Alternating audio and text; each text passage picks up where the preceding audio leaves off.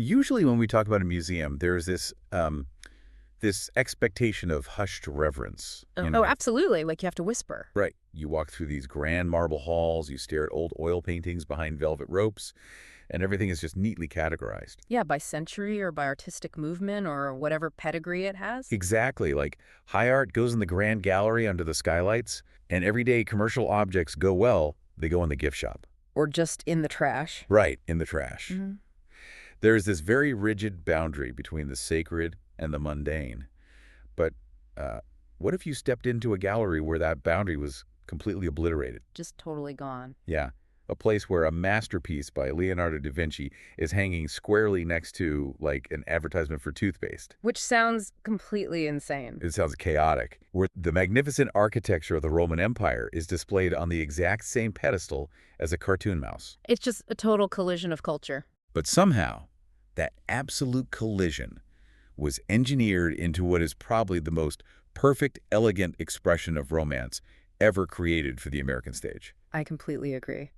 Welcome, everybody. This is episode 65 in the podcast Porter-Pedia, which explores the world, work, and life of Cole Porter. And we have such a great one today. We really do.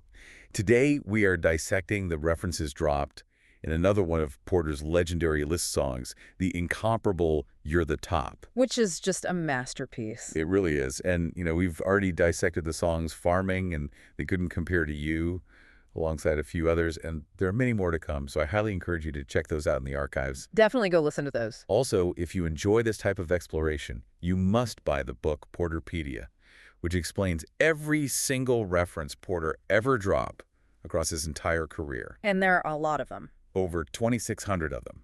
It is linked in the description. There is also a link down there to a performance of You're the Top by Cole Porter himself, alongside the original lyrics. Oh, it's amazing. You simply must hear it. You really have to, just to truly grasp the rhythm and the attitude we are going to dissect today. So we all know You're the Top, right? Sure, from the 1934 musical, Anything Goes. Exactly. And it's universally remembered as this breezy, flirtatious Broadway standard. But looking at the historical and cultural footprint of the lyrics, it functions as much more than a song. It really operates as a time capsule. A living, breathing time capsule. It preserves exactly what Americans admired, they envied, consumed, and, laughed about right in the teeth of the Great Depression. Yeah, and to really grasp the mechanics of what Porter is doing here, you have to mentally place yourself in the autumn of 1934. Right. Paint that picture for us. Well, the American theater industry was, frankly, on life support. The Great Depression wasn't just this lingering shadow in the background. No, it was an acute, grinding reality for people. Exactly. Unemployment was hovering around 20%. Vaudeville was completely dead. Killed off by talking pictures, right? Yeah, the movies took over. And Broadway theaters were either going dark or just being converted into cheap cinemas just to pay the property taxes. Wow. Just struggling to survive. And into this bleak, financially devastated landscape sales, anything goes. A show set on a luxury ocean liner. Right. Populated by gangsters, socialites, and evangelists. I mean, the title itself suggests a collapse of the old, rigid, pre-World War I social morality. Like whatever rules we had, they're gone now. Exactly. But Porter's approach to this material is what really elevates it. A lesser writer would have just provided simple, mindless escapism. Like a fairy tale to make the audience forget the bread lines outside the Alvin Theater. Right.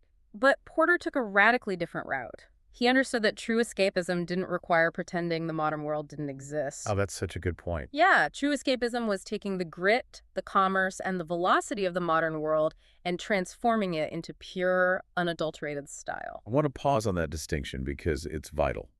He isn't asking the audience to forget 1934. Not at all. He is taking 1934, putting it in a tailored tuxedo, and handing it a dry martini. I love that framing. He's elevating the contemporary rather than ignoring it. And look at who's doing the elevating. I mean, Porter was uniquely positioned to act as this cultural bridge. Right, because of his background. Exactly. He was born into immense timber and mining wealth in Indiana. A literal millionaire. Yes. He was educated at Yale, spent time at Harvard, and then essentially relocated to Paris to embed himself in elite, aristocratic European high society.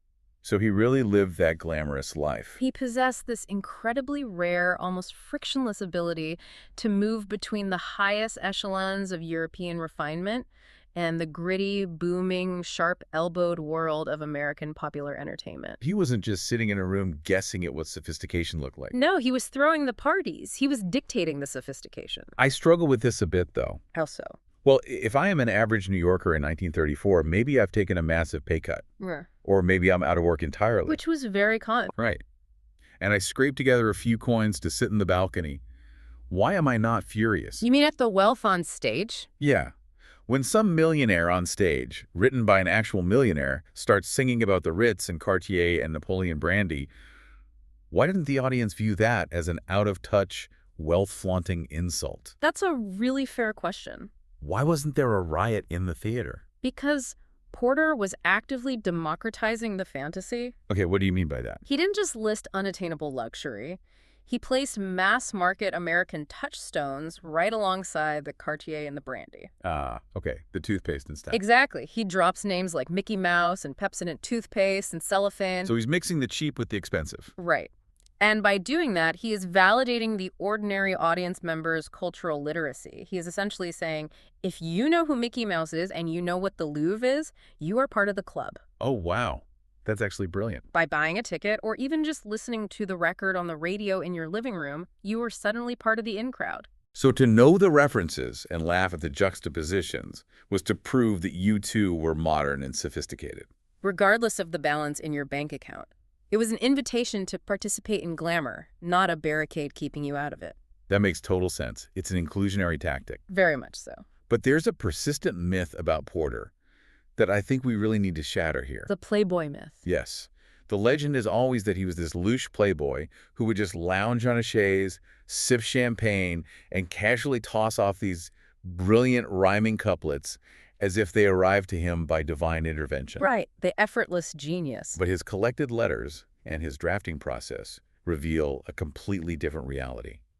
He was intensely hardworking, to the point of obsession. Oh, he labored over the mathematical structure of his lyrics. It wasn't accidental, champagne-fueled brilliance at all. Yeah. It was meticulous, anxious engineering. The illusion of effortlessness requires a staggering amount of effort. Porter was really engineering a machine. A literal machine of words. Yeah, and the central tension of the 1930s era was the juxtaposition of widespread economic devastation against an absolute explosion of mass culture. Like movies and radio taking off. Exactly. You had the mythic, untouchable glamour of Hollywood rising at the exact same time nationwide radio was creating an entirely new, deeply intimate kind of celebrity. Right, in people's living rooms. And you had the birth of modern, aggressive consumer advertising. Porter captures that exact friction. But he does it using a lyrical structure that is so tight, it functions like a Swiss watch where all the gears are exposed. That's a great way to put it. Let's look at the gears of that Swiss watch. Okay, let's do it. The actual architecture of You're the Top is incredibly deceptive because it doesn't start with fireworks. No, it really doesn't. It starts with this incredibly modest, almost apologetic verse. The singer stands there and claims to be pathetic at poetic words. Right, he says he hates parading his serenading because he'll probably miss a bar. It's a remarkably humble setup. It's like, I'm a terrible songwriter, I have no vocabulary, but I just have to tell you how great you are. It totally disarms the audience. Exactly. That opening verse is a deliberate rhetorical lowering of the stakes. By claiming linguistic incompetence, the singer forces the listener to lean in. Right, you're rooting for him. And then, having set the bar on the floor, the refrain hits.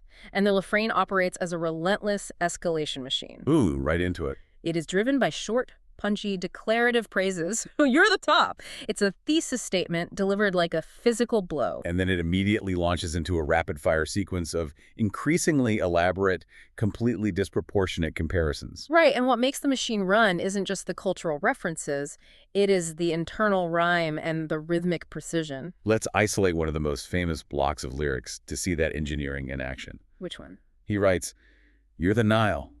You're the Tower of Pisa. You're the smile on the Mona Lisa." Ah, yes, a classic. When you hear it sung, it flows like water. It mimics natural conversational speech. But when you map it out... Nile, Pisa, smile, Mona Lisa. The rhyming isn't just sitting comfortably at the end of the line. It is woven directly through the middle of the phrase. It's incredibly dense. He is bouncing the listener between a massive African river, a structurally flawed Italian bell tower, a human facial expression, and the most heavily guarded painting in the world. And he does it all in 4 bars of music. It's wild. Consider the cognitive load he is placing on the audience, too. He forces the listener to process vast geographical, architectural, and artistic concepts at an extraordinary lexical velocity. Like you scarcely have time to register the sheer scale of the Nile before you are thrown into the tilt of Pisa. And then immediately deposited into the Louvre. But alongside that velocity, there is a profound emotional engine at work. Right, and that engine relies entirely on a very specific, aggressive pendulum swing. Explain that swing. For every extreme height of flattery he applies to the partner, he drags himself down to an equally extreme depth of pathetic insignificance. The self-deprecation in this song is arguably the funniest part of the entire composition. Oh, I think it's hilarious. He builds the partner up to the level of a deity, and it ends every single refrain by turning the camera back on himself and saying essentially, "And I am garbage." I'm a worthless check. Yes, a total wreck. He's a flop. Later in the song, he's a toy balloon that is fated soon to pop. Or a broken doll. A lazy lout. And my personal favorite, which requires a bit of historical context, I'm a nominee of the GOP. Now, that is a wildly precise joke for 1934. Tell us why. Following the massive Democratic sweep of the New Deal era under Franklin D. Roosevelt, the Republican Party was politically decimated. They were just getting crushed at the polls. Right. So in the mid-30s, being a nominee of the GOP was culturally synonymous with being a guaranteed, spectacular, unavoidable loser. It was just a highly topical pop culture punchline about inevitable disappointment. Exactly. But let me challenge the emotional reality of that self-deprecation for a second. Okay, go ahead. Is the singer actually insecure? Or is this massive theatrical self-loathing, calling himself a frightened frog that can find no log to hop? Just a brilliant rhetorical trick. Oh, it's definitely a trick. Right. Because if I want to convince you that you are the most amazing person in the world, the most effective way isn't just to say, "You're great." No, you have to contrast. You have to say, "You are a celestial, untouchable being, and I am literally a speck of dirt on your shoe." It forces the contrast. It manipulates the scale to make the partner seem even brighter by comparison. It is entirely a rhetorical strategy. It really works. Porter understood that extravagant, relentless praise eventually becomes cloying. If you only flatter someone, it turns into pure saccharine. You lose the dramatic tension. Exactly. By inflating the partner's worth to the stratosphere and deflating his own to the gutter, he creates a massive comedic gap. And what does he use to fill that gap? The sheer, unadulterated absurdity of the references themselves. Yes. Because in his effort to elevate the partner, Porter completely abandons logic and simply reaches for the most famous symbols on the planet. Regardless of what category they belong to. Which perfectly brings us to what I consider the absolute core of the song's genius, the great flattening of cultural hierarchy. This is such a fascinating aspect of his work. We mentioned earlier the idea of a museum dumping all its wings onto the floor in a single pile. This song actively revels in the collapse of those boundaries. The juxtapositions are completely unhinged when you really look at them. Totally unhinged. He puts the Louvre Museum, the absolute pinnacle of elite European aristocratic refinement, in the exact same stanza as Mickey Mouse. A cartoon rodent that had only existed in the public consciousness for 6 years at that point. 6 years. And he pairs a Shakespeare sonnet, the unquestioned bedrock of the English literary canon, with a Bendel bonnet. Which is just a fancy, expensive hat you could buy at Henri Bendel in New York. He pairs Dante's Inferno, a monumental foundational medieval epic of theology, sin, and the afterlife, with the nose on the vaudeville comedian Jimmy Durante. It's so good. He puts the Renaissance master painter Botticelli next to Ovaltine. A malted milk powder for children? Botticelli and Ovaltine. It's absolute madness. But why does this work? Why is this flattening brilliant instead of just sounding like a surrealist word generator? Because Porter recognized a fundamental tectonic shift in the American psyche. A shift towards what? He understood that modern American culture was becoming aggressively democratic in its tastes. Okay, democratic how? Well, the old guard, the academics, the intellectuals, they might revere the Louvre and Shakespeare and Dante, but the ordinary audience member. The people buying the tickets and listening to the radios. Right. They adored Hollywood stars and broad physical comedians like Durante and cosmetics and cartoon characters. And Porter's genius was his absolute refusal to distinguish between the two camps. Exactly. A cartoon rodent and the Colosseum occupy equal footing in the lyrical structure because they share one crucial defining modern trait. Universal recognizability. Yes. In the 1930s, fame itself was becoming the highest cultural currency. It no longer mattered why you were famous, whether you survived for 2,000 years or were drawn by Walt Disney a few years ago. What mattered was that you were famous. You know, this feels like the 1930s equivalent of a TikTok doom scroll. Oh, that's an interesting comparison. Or maybe doom scroll is the wrong word, but that associative velocity. Think about an Instagram Reels feed today. The juxtaposition is exactly the same. It really is. You swipe up, it's a world-renowned cellist playing a Bach suite. Swipe up, it's a cat falling off a refrigerator. Swipe up, it's a hyper-produced ad for a blender. Swipe up, it's a clip from a senatorial debate. It's just a constant stream of high and low culture. We process high culture, low culture, consumer advertising, and physical comedy in this rapid-fire, flattened stream every single day. Was Cole Porter basically anticipating the architecture of the internet? Well, I push back slightly on the idea that he was anticipating the internet. He wasn't a prophet of technology. Okay, fair enough. Rather, he was reacting to the exact same stimulus that drives our modern feeds. A suddenly overwhelming, uncurated barrage of mass media. Ah, because of the rise of radio and syndication. Exactly. The 1930s saw the rapid maturation of national radio networks, syndication, and national advertising campaigns. For the first time, a person in Ohio and a person in New York were experiencing the exact same cultural inputs simultaneously. That makes a lot of sense. Porter understood that this sheer volume of media turned sophistication into a form of comedy when it was accelerated to the point of absurdity. By throwing the Colosseum, Mickey Mouse, and Ovaltine at the listener in the space of 30 seconds. He is simulating the overwhelming sensory-rich experience of modern urban life. And we really have to look at the absurdity of the comparisons themselves, because the disproportion is where the humor lies. Think about the Colosseum. Right. Yes, it's a grand Roman ruin. It's a staple of European grand tour. But historically, it was an arena for blood sport. It was a place for public executions and gladiators fighting to the death. To look deep into your lover's eyes and say, "Darling, you are a massive, blood-soaked stadium. It's ridiculous." Or the Tower of Pisa. "My love, you are a structurally unstable building leaning precariously to one side due to a poor foundation."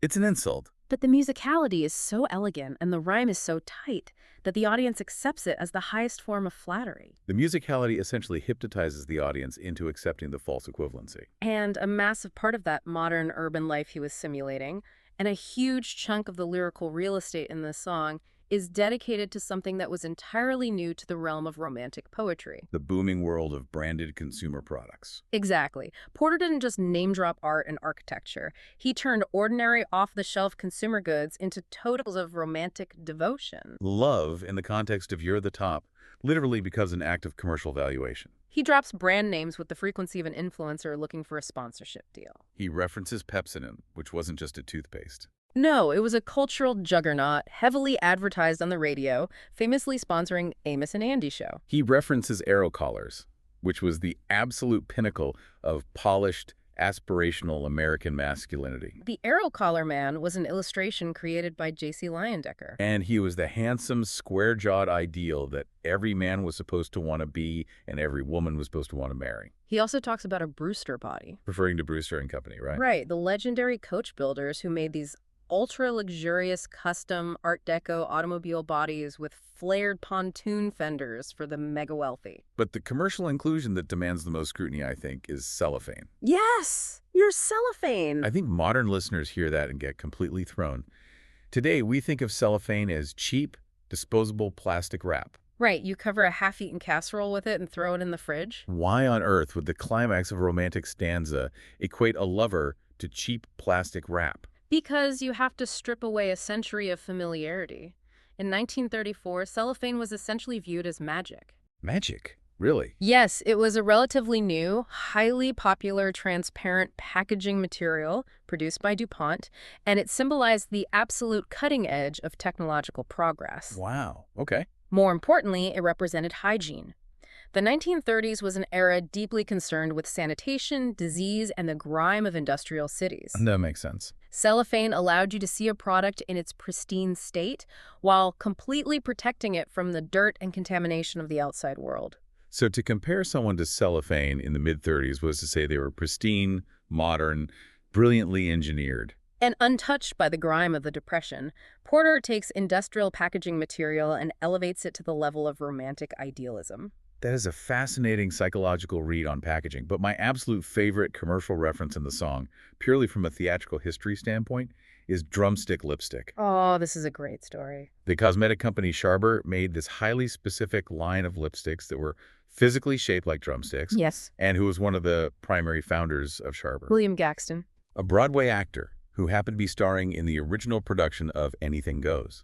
It is a glaring, unapologetic, hilarious early example of product placement. Cole Porter essentially wrote a national radio commercial for his lead actor's cosmetic side hustle and embedded it directly into the middle of his theatrical masterpiece. It's so audacious. It really forces you to think about how commercial culture had become completely inseparable from the concept of glamour. Imagine trying to write a love song today using Porter's exact logic. You wouldn't be comparing your partner to a summer's day or a red rose. You'd be singing, "You're the Louvre. You're a Dyson Airwrap. You're an iPhone 16 Pro." It sounds inherently ridiculous and crass to our ears, but that's exactly the mechanism Porter was employing. He was validating the things people were actually buying, desiring, and interacting with on a daily basis. He understood that in an advanced consumer capitalist society, you cannot effectively describe glamour without describing what glamour consumes. The objects we purchase, or aspire to purchase, become physical extensions of our identity.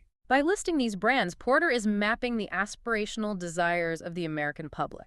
But while he clearly loved a good retail brand and the gleam of cellophane, Porter was also, as we established, a deeply cosmopolitan traveler. He didn't just use brands to establish value. Right. He used grand geography and monumental physical scale to express the sheer, overwhelming physical size of his romantic infatuation. Let's look at the geography and the literal measurement of worth in the lyrics. The geographical references are deployed for a very specific atmospheric purpose, aren't they? Yes, he name drops the steppes of Russia, these vast, endless, sweeping, treeless grasslands that imply an almost terrifying scale.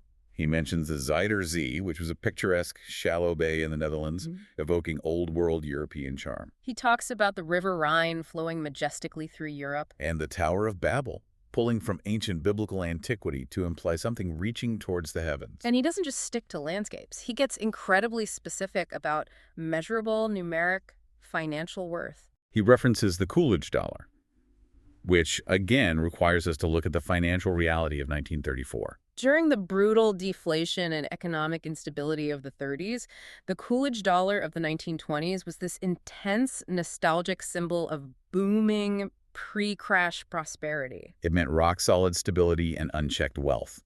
And then he explicitly name-drops Greta Garbo's exact salary, Garbo was earning approximately $250,000 per film at that time, which was an absolutely astronomical sum. making her one of the highest-paid, most untouchable actors in the studio system. By turning her literal paycheck into a lyric, Porter is quantifying romantic worth in cold, hard, extravagant cash. He's telling his partner, you aren't just beautiful, your beauty has a market capitalization of $250,000. He even drops the precise finishing time of the 1934 Kentucky Derby winner. The horse was named Cavalcade. And Porter doesn't just rely on the cliche of saying you're as fast as a racehorse. The lyric is, you're the time of the Derby winner, which was exactly 2.0445. 2 minutes, 4 4/5 seconds.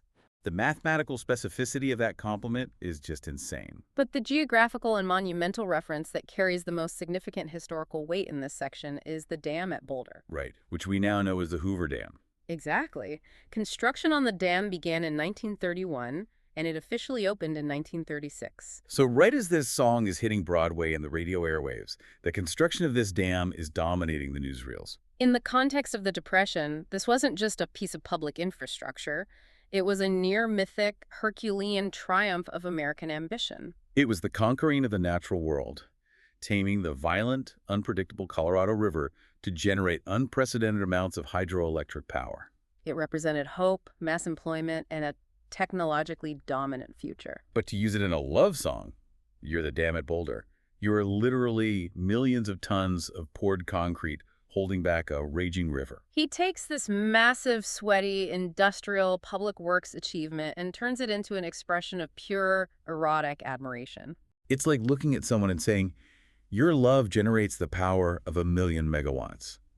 It's industrial machinery repurposed as seduction. It's a phenomenally potent metaphor masked as a simple topographical reference. It equates the partner's impact on the singer to the impact of the dam on the American West, transformative, overwhelming, and generating immense energy. I completely agree. I do have to push back on Porter a bit regarding some of his other geographical name drops, though. Okay, let's hear it. He uses lines like the purple light of a summer night in Spain or a dance in Bali. Now, I know he lived in Paris and traveled extensively, but does this show Porter as a genuine worldly observer of global cultures? Or was he just a master of skimming the travel brochures in the first-class lounge of the Queen Mary?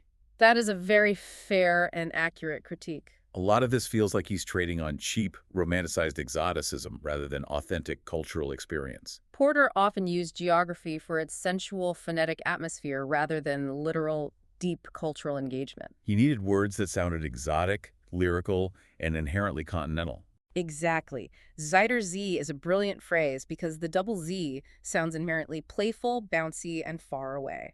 A dance in Bali evokes this mesmerizing, mysterious, incense-heavy image for Western audiences who would likely never travel there. He is absolutely trading on the curated, colonial-tinged exoticism that was highly fashionable among the elite, globe-trotting class of the 1930s. He's painting with broad, colorful strokes to create an intoxicating mood, not writing an anthropological text. And that mood undeniably works. But the fascinating risk of pinning your masterpiece to such specific, topical, immediate references is that time is undefeated. While we still instantly recognize the Hoover Dam and the Mona Lisa and Mickey Mouse today, a massive percentage of these references have vanished entirely into the historical ether. Which turns the song into a fading time capsule. This is perhaps the most compelling aspect of You're at the Top, from an archival perspective.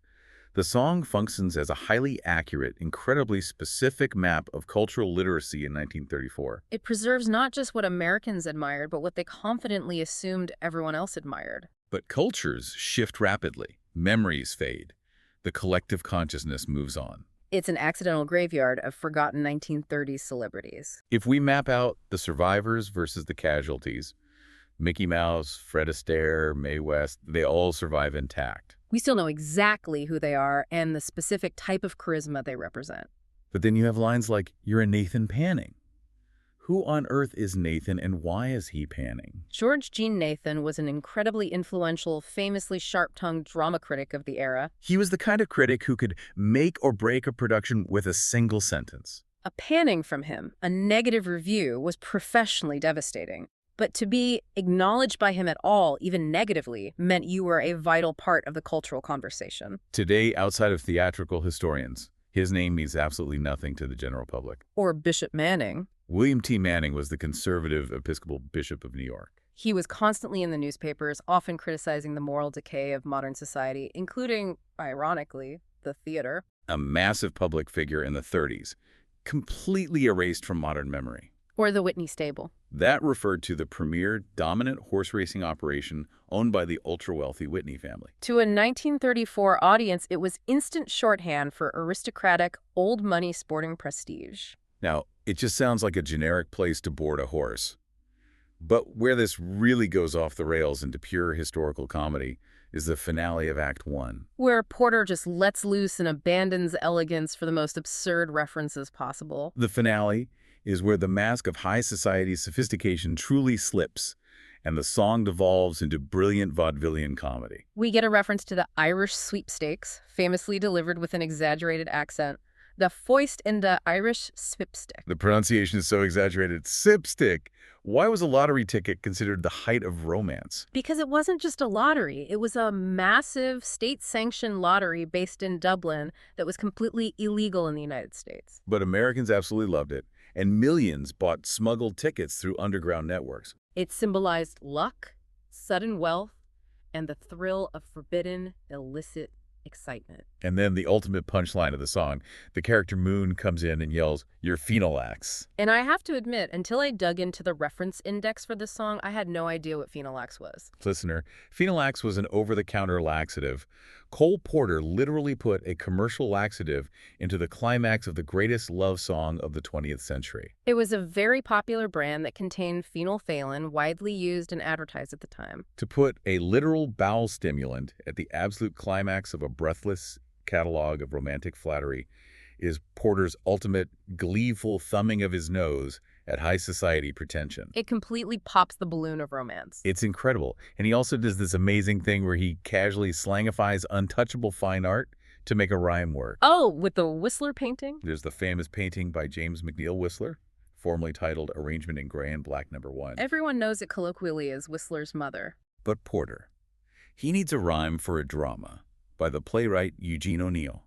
So the painting becomes Whistler's Mama. You're an O'Neill drama. You're Whistler's mama. He takes this stark, dignified, incredibly rigid, puritanical portrait from the 1870s and reduces it to jazzy, casual, almost disrespectful street slang just to keep the rhythmic engine running. It's so disrespectful, and I absolutely love it. But here's the thing that blows my mind. I can listen to this song today, I can hear the line, "You're a Nathan Panning," or "You're phenolax," and even if I have zero idea what the exact reference means, the song still works. The sheer velocity of the admiration still lands. I still get the joke through the context, the placement, and the rhythm. The musicality carries the emotional meaning even when the vocabulary itself has died. That is the mark of true theatrical genius. Modern audiences may lack the specific historical footnotes, but they innately understand the underlying emotional impulse. We all understand the desire to express overwhelming love by comparing our partner to whatever our specific culture considers extraordinary. The lexical velocity, the sheer speed, confidence, and musical joy with which the singer delivers these lines tells the audience, these are the best things in the world, and you are better than all of them combined. The feeling outlives the facts. So we've unpacked the history, the mechanics, the brands, and the sheer audacity of this song. What is the final synthesis here? Why does "You're the Top" remain the definitive catalog song of the American musical theater? Porter's ultimate achievement with this song is alchemy. He took the everyday debris, the commercial hustle, and the grand glory of contemporary life in 1934. He took high art Renaissance painters, and he took laxatives and cellophane and toothpaste and epic poetry and Hoover Dam. He threw all of these completely disparate elements into the crucible of his musical genius, and he transformed them into art of astonishing elegance and wit. He proved himself to be the ultimate cosmopolitan observer, because at the end of the day, we define ourselves by what we admire. Porter looked at a broken, economically depressed, anxious America, and he chose to reflect back its highest aspirations, its sophisticated humor, and its relentless, booming modernity. And by turning that shared cultural admiration into art, he preserved the soul of the 1930s better than any dry history book ever could. He captured the exact rhythm of a society that was speeding toward the future, terrified, but determined to do it with style. So I want to leave you, the listener, the final provocative thought to mull over on your own. We've spent this time looking back over 90 years. But what if you were tasked with writing a "You're the Top" list song for this exact year? What fleeting cultural references, what specific internet memes, what tech brands, what politicians or pop stars would make your cut to define what is the top right now? Would you rhyme Elon Musk with something? Would you include a viral TikTok dance? An artificial intelligence program? And more importantly, which of those modern things will completely lose their meaning in 90 years, leaving future generations completely baffled by what we considered the pinnacle of culture? It's humbling to think about our own cultural time capsules, isn't it? It forces us to ask what truly endures and what is just cellophane. It really does. Well, that brings us to the end of today's exploration. Thank you so much for joining us for this dissection of a true masterpiece. Let me remind you one last time, please check the description for the link to Cole Porter's own magical performance of "You're the Top" alongside the lyrics. And absolutely, grab a copy of the Porter-Pedia book linked down there as well to explore the other 2,600 references. The music awaits you. Until next time, remember, whether you're a masterpiece at the Louvre or just a roll of cellophane. Wait, actually, you're the top. See you next time.